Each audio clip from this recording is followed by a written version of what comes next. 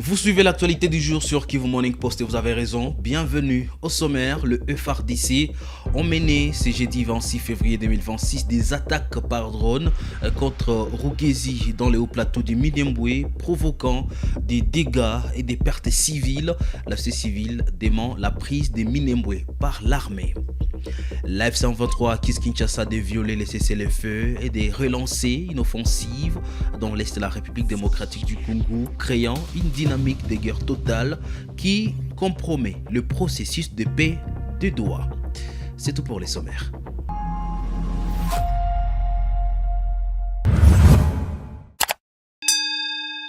Bienvenue sur Kivu Morning Post. Si c'est pour la première fois que vous nous suivez, abonnez-vous à la chaîne. Les forces armées de la République démocratique du Congo ont poursuivi ce jeudi 26 février 2026 des attaques par drone contre Rugezi, situé dans les hauts plateaux de Minembwe, au site Kivu dans l'est de la République démocratique du Congo. L'offensive de l'armée congolaise est en cours malgré les cessez-le-feu signés à Doha. La société civile locale rapporte plusieurs dégâts, dont des villages incendiés et des civils tués. Son président Mouffaché Santos dément cependant les rumeurs de la prise des Minembwe par le FARDC propagées sur les réseaux sociaux. Aujourd'hui, nous sommes jeudi, je crois, si c'est le 26. Les combats, moi aussi j'ai suivi de loin à Rugezi, c'est là où on bombarde toujours. Mais pour le moment, à Minembwe, il y a la calmie. Mais c'est encore tôt puisque les FARDC, les alliés burundais, les Wazalendo utilisent toujours des drones. Ils peuvent bombarder n'importe quel moment puisqu'ils bombardent en étant loin, sont dans leur position de Bichumbi. Ça c'est faux, c'est archi faux. Vraiment, les FARDC ont tout fait pour prendre Minembwe et Wazalendo en bombardant en brûlant même des maisons, des villages. C'est ce qui fouillait la population. Mais je crois que Minembwe est protégé par Dieu, même si la communauté internationale et tout le monde ont abandonné cette entité. Nous espérons que Minembwe ne peut jamais être prise par les FARDC, les alliés burundais.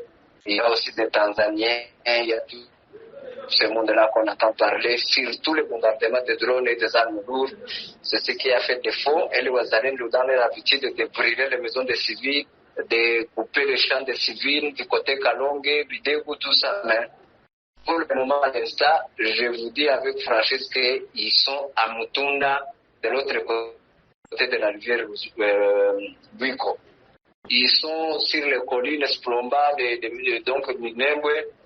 De l'autre côté, ils peuvent utiliser même ces drones, mais quand même, plusieurs villages ont été brûlés, là où les FARDC ont foulé le pied et les Wazalendo. Mais Twigwaneo a tout fait pour les repousser dans leur position de point zéro et Bichumbi.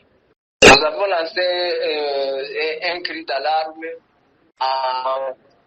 sur les organisations internationales et surtout à l'Union africaine que dirige Ndayishimiye, qui est le meilleur partenaire du gouvernement de Kinshasa. Alors, ils avaient promis qu'il vont, le 18 passé, février, ils devraient faire le cessez-le-feu. On ne comprend pas pourquoi ils continuent à détruire les maisons civiles ou Minembwe, tuer les gens avec des bombardements. Nous demandons que ça puisse cesser. Nous demandons aussi, j'ai entendu parler qu'il y a la MONUSCO qui veut déployer Uvira, même la MONUSCO. Elles sont arrivées à Minembwe par ce qui se passe à Minembwe. Pourquoi Minembwe reste oublié dans la carte du territoire du Congo? La population de Minembwe, vous savez qu'il est confinée. Ils n'ont pas de moyens de se communiquer, ils n'ont pas moyen d'être ravitaillés, soit en vivre. Donc, Minembwe, la population est en souffrance de tout. Du côté Ndono, mais ils n'ont plus l'accès d'accéder à Moulima. Il y a oui que Moulima est coupé. Donc, le crime qui est en train de se faire à Minembwe ne peut pas passer que la communauté internationale connaît ça. On a fait des plaidoyers, vous avez tout fait, mais on continue à lancer des cris d'alarme pour que la communauté internationale et l'Union africaine nous fasse un courant humanitaire pour aider la population de Minembwe. Il y a la population, on a parlé que c'est pas quelqu'un, si ce sont des mecs, on ne dit que Minembwe vivent seulement le rebelle. Non, ça c'est faux, il y a la population. D'ailleurs, il y a les Bachi, il y a les Babembe, il y a les Bafulero qui sont ici. On ne sait pas pourquoi on peut dire que le haut plateau seulement est habité par les rebelles. C'est bien connu, c'est notre plaidoyer. L'Alliance Fleuve Congo Mouvement du 23 mars AFC 23 accuse Kinshasa de violer les cessez-le-feu et de relancer une offensive militaire dans l'est de la RDC. Les mouvements évoquent une dynamique de guerre totale qui compromet le processus de paix engagé à Doha. Jospin Hongui nous fait les points. Le mouvement politico-militaire AFC 23 a dans un communiqué publié ce jeudi accusé le régime de Kinshasa de poursuivre des attaques contre ses positions dans l'est de la RDC. L'AFC 23 déplore ces offensives, estimant que Kinshasa veut imposer une guerre totale malgré le cessez-le-feu et le processus de paix de Doha. Le peuple congolais et la communauté internationale sont invités à prendre acte avec la plus grande attention des violations répétées du cessez-le-feu perpétrées par le régime de Kinshasa, lesquelles compromettent gravement les efforts de désescalade et imposent une dynamique de guerre totale contre l'Alliance Fleuve Congo Mouvement du 23 mars AFC M23. Cette dernière, pour sa part, demeure résolument engagée dans le strict respect du cessez-le-feu ainsi que des obligations découlant de l'accord de Doha. Le Monde en est aujourd'hui témoin, a déclaré sur son compte X Lawrence Kanyuka, porte-parole du mouvement. Ce jeudi 26 février 2026, plusieurs attaques de l'armée congolaise ont été enregistrées dans le territoire de Massissi contre l'opposition de l'AFC M23. Ces attaques ont déclenché les affrontements à Mahanga, Ntete et Moulema. Les combattants de l'AFC M23 affrontent les miliciens Wazalendo et l'armée congolaise. L'offensive des FARDC a provoqué un afflux des déplacés vers les villages du groupement Kibabi. Parlons de la situation ici en ville de Goma lors d'une cérémonie jeudi d'évaluation et de remise des récompenses au chef des quartiers. Le maire de Goma, Katembo Ndalieni Julien, a salué leur engagement dans l'assainissement de la ville de Goma. Il a précisé le montant à payer pour la taxe mensuelle d'assainissement, 5 000 francs congolais par mois pour le ménage, tandis que les tarifs varient pour les boutiques, restaurants, hôtels et autres services. Le maire a également rappelé que les horaires d'évacuation des déchets sont fixés par quartier pour améliorer la propreté dans toute la ville de Goma. Si les faits équivoquent, parce que ce qui se passe aujourd'hui dans les réseaux sociaux met une confusion dans la population de notre juridiction. Parce que partout ailleurs, vous allez remarquer avec moi, les autres utilisent les réseaux sociaux pour les publicités des produits des sociétés quelconques. Mais ici, je vais appeler encore la conscience de notre population d'éviter surtout, d'éviter les réseaux sociaux pour attiser les faits ou pour attiser et surtout de confiance de nous comme autorité. Je vais le répéter encore une fois, et les patrons et des 10 sociétés que nous travaillons avec dans le partenariat sont ici présents. Les ménages payent $2.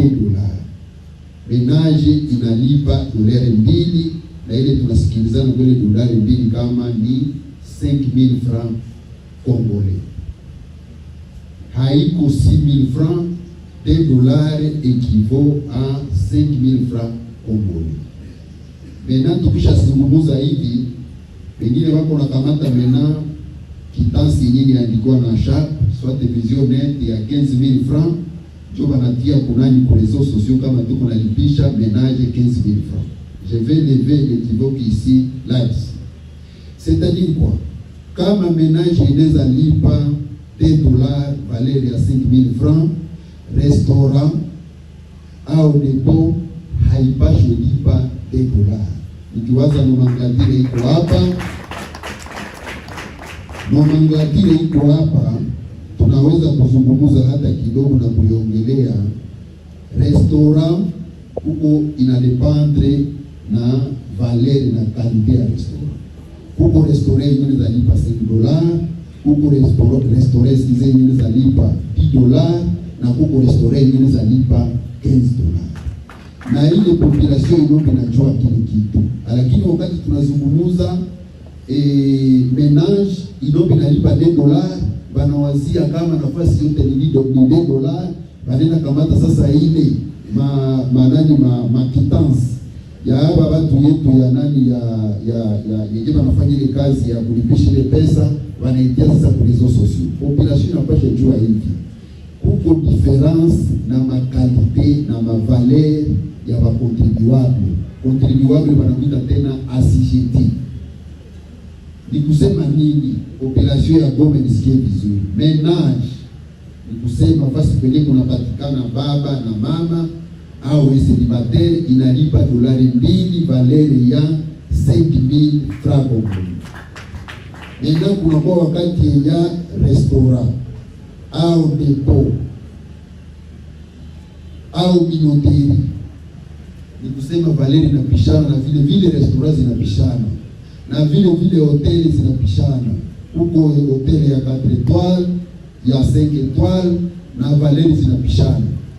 Ni kusema na ile ni kitu kenye population yetu inombe najua, sababu AFC M23 inakuwa na politiki ya proximite ya kukaribia raia, ya kuzungumza na raia kusudi tutatue shida za raia.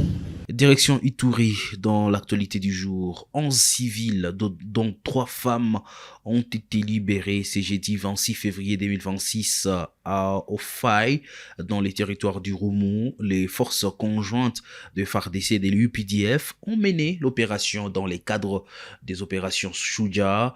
Les rebelles des ADF avaient enlevé ces civils lors de récentes attaques contre plusieurs villages de la région. Les forces conjointes ont poursuivi les assaillants qui ont abandonné les otages sous la pression militaire. Christophe Munyadero, acteur local de droits humains, salue cette libération et encourage la poursuite des opérations pour rétablir la sécurité dans la zone. Les militaires FARDC, appuyés par les UPDF de l'Ouganda, ont réussi à libérer 12 civils des mains des terroristes ADF. Et cette opération de la poursuite de l'ennemi intervient après que ces terroristes ADF aient attaqué le village de Sessa, un village situé au point kilométrique 18 sud de Komanda. C'est un joli coup de filet pour nos militaires engagés dans ces opérations.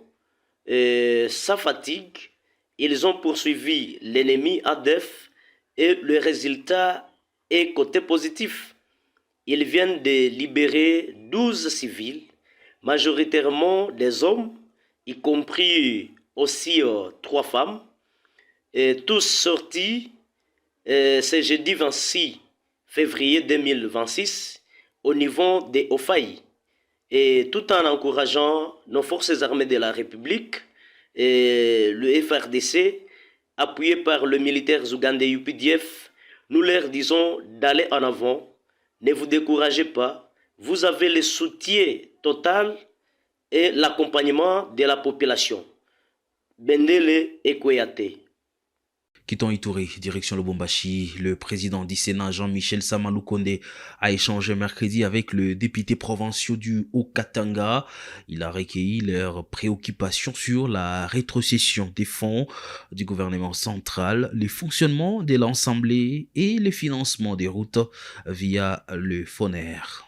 La première des choses ici, c'est de rappeler que Son Excellence Monsieur le Président de la République, Son Excellence Félix Tshisekedi, garant du bon fonctionnement des institutions, nous demande à nous, élus, de revenir vers la base et rester à proximité de nos populations tel que cela est demandé par la Constitution. Et ici, moi, en tant que sénateur, en tant que président du Sénat, élu de la province du Haut-Katanga, je remercie le bureau de l'Assemblée provinciale du Haut-Katanga à travers son président, qui ici a accordé à ce que je puisse être reçu et permettre des échanges avec les élus provinciaux de cette province qui nous est chère, tendances confondues. Et donc, les problèmes que nous avons abordés concernent directement le plaidoyer qui peut être porté par nous sénateurs et moi particulièrement comme sénateur de cette province sur les différentes attentes au niveau de la province, mais aussi au niveau de cette institution qui est l'Assemblée provinciale. Vous savez que l'Assemblée provinciale suit avec attention le travail qui est fait au niveau de l'exécutif. Et donc, les premiers problèmes qui ont été posés sont des problèmes d'ordre financier pour s'assurer que le gouvernement central rencontre ses obligations vis-à-vis de la province du Haut-Katanga et du fonctionnement des institutions, particulièrement celle de l'Assemblée provinciale, en termes de rétrocession et en termes de fonctionnement. Parce que de ce côté-là, on accuse des lacunes et il faudrait que nous puissions faire ce suivi. Ensuite, c'est aussi d'autres institutions qui doivent financer surtout les questions des routes, qui doit être fait au niveau du FONEP qui nous a été donné. Nous allons, avec l'Assemblée provinciale, travailler là-dessus de manière à ce que les attentes, surtout l'interconnectivité de nos territoires, soient rencontrées. Bien sûr, d'autres questions de la vie sociale ont été posées. Vous savez que nous avons beaucoup de suivi à faire au niveau de notre fonction publique en général, de manière à ce que ces problèmes qui sont adressés à ce niveau-là aussi soient rencontrés. À côté de cela, nous avons maintenant reçu au niveau de chaque territoire les différents plaidoyers, au niveau du territoire de Kambove, de Kasenga, de Kweto, de Sakanya et de Mikwaba, et des villes, particulièrement celle de Lumbashi et de Likasi. Les autres problèmes qui concernent ces populations, directement liés d'abord à la question de l'énergie, le courant, surtout pour les entités qui ont été coupées par la Zambie. Nous avons ici mentionné les solutions qui sont apportées par la SNEL et les autres questions sécurité. Restons dans la zone pour finir l'actualité du jour. La Régie des voies aériennes a installé une antenne moderne à l'aéroport international de Luano à Lubumbashi pour résoudre le trou noir des communications entre les avions et les contrôleurs. Ces problèmes persistaient depuis 20 ans. Reportage. Dans le cadre de la matérialisation de la vision du chef de l'État, son Excellence Félix-Antoine Tshisekedi Tshilombo, sous la supervision du vice-premier ministre des Transports et Voies de Communication, Jean-Pierre Bemba Gombo, le directeur général de la RVA, Louis-Blaise Londolé, et le DP Désiré Liengo Litele ont résolu de mettre fin au problème tant décrié de trous noirs par les compagnies aériennes qui sont le consommateur de nos services, avec la firme canadienne qui nous accompagne depuis plus de 20 ans. Nous sommes à l'aéroport de Luano à Lubumbashi où un réseau essentiellement moderne avec la dernière technologie de pointe est en train d'être mis sur pied. Le VSAT+3 en IP afin de résoudre le problème de communication entre les avions et le contrôleur qui rend très difficile la navigabilité sur l'espace aérien congolais. Donc là, nous avons une nouvelle antenne qu'on vient d'installer. Ça veut dire qu'on est en train de moderniser notre réseau. Le réseau il a vieilli, il y a 20 ans passés qu'on a installé l'équipement. Là, il y avait un problème, il y avait trop de réclamations par rapport aux compagnies aériennes. Pareil dans le trou noir au Congo. Alors, il a failli avoir des crashs par rapport à ça. Et avec l'effort du nouveau DG qui vient d'arriver, Louis-Blaise Londolé, il a pensé à changer encore plus l'histoire. Bien qu'avec des faibles moyens, comme il y a la volonté, là, on est en train de migrer vers la nouvelle version, qui donne le VSAT+2, et là, c'est le VSAT+3. Avec la tendance à tout miniaturiser. Il y a une antenne de 4.7 qui donne un bon gain. Ce support de transmission va véhiculer la voix et les données pour les avions qui survolent notre espace aérien. Notons que malgré les difficultés et moyens qui ne sont pas à sa portée, le directeur général Louis-Blaise Londolé s'est vu dans l'obligation de mettre sur pied ce grand projet afin de rendre viable l'espace aérien congolais. Et c'est par là que nous allons mettre un point final, mesdames et messieurs, à l'actualité du jour pour ces jeudis. Merci à vous de l'avoir suivi. C'est pour la première fois que vous nous suivez. Nous sommes Kivu Morning Post, la référence des informations à l'Est de la République démocratique du Congo. Abonnez-vous à la chaîne, on se retrouve d'ici là pour d'autres nouvelles. Portez-vous bien.